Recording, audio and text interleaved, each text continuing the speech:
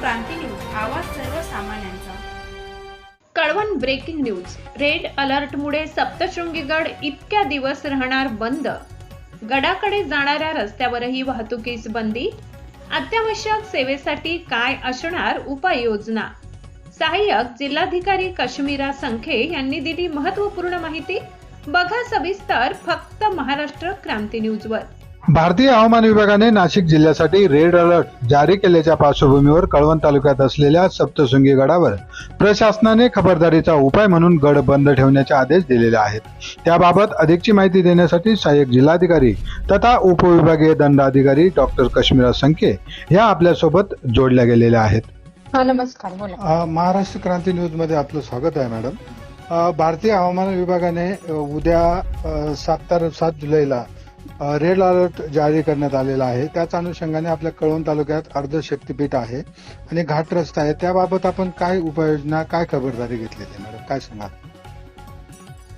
तर जसं आपल्याकडे भारतीय हवामान विभागाकडून उद्या म्हणजे 7 जुलै रोजी जिल्ह्यासाठी रेड अलर्ट घोषित केलेला आहे.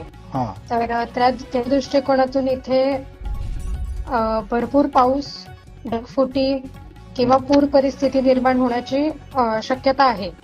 तर त्या अनुषंगाने आपण गडावर जाणारा जो आपला वळणदार घाटावरचा रस्ता आहे त्या ठिकाणी दगड पडायचे सुद्धा काही घटना घडलेली आहेत यापूर्वी, आणि आज सुद्धा काही अशा घटना घडलेल्या आहेत. तर म्हणून त्या अनुषंगाने आपण पुढील 2 ते 3 दिवसांसाठी गडावर जाणाऱ्या त्या रस्त्याला आपण बंदी केलेली आहे.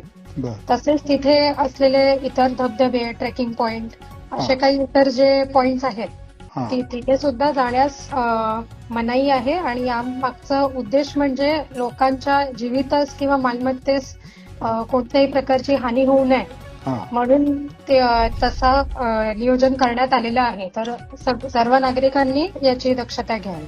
मॅडम, हा घाट रस्ता आपण जर बघितला तर 11 किलोमीटरचा आहे आणि आपण जर बघितलं तर आरोग्याच्या दृष्टीने असतील काही म्हणजे अत्यावश्यक वाहनं असतील त्यांच्यासाठी काय उपाययोजना करण्यात आली?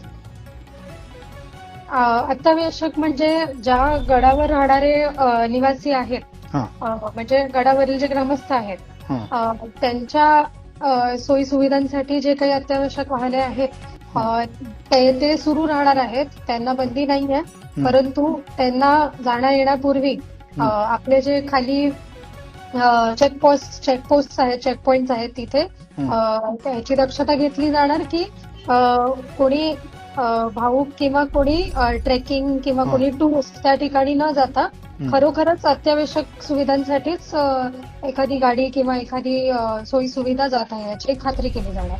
मॅडम, याला एक पाय रस्ता देखील आहे, त्या ठिकाणी देखील आपण उपाययोजना केलेल्या आहेत का? हो, त्यात पाय रस्ता म्हणजे आता जसं यापूर्वी सुद्धा मी सांगितलं की धोका असल्यामुळे आणि भरपूर पाऊस असल्यामुळे, फुटीचं सुद्धा प्रकरण असल्यामुळे तिथे चिखल होण्याची संभावना किंवा एखाद्या वेळेस दगड पडण्याची संभावना आणि पाय वाटायला सुद्धा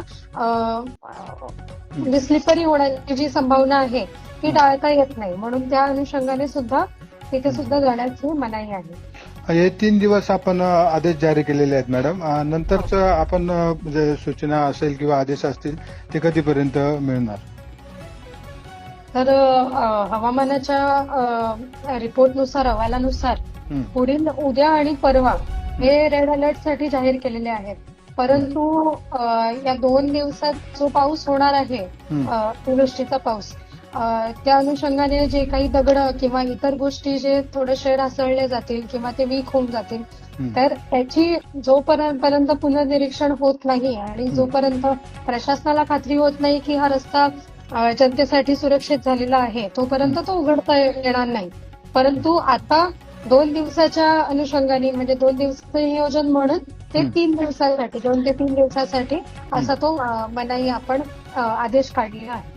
धन्यवाद मॅडम, आपला बहुमूल्य वेळ महाराष्ट्र क्रांती न्यूजला दिल्याबद्दल.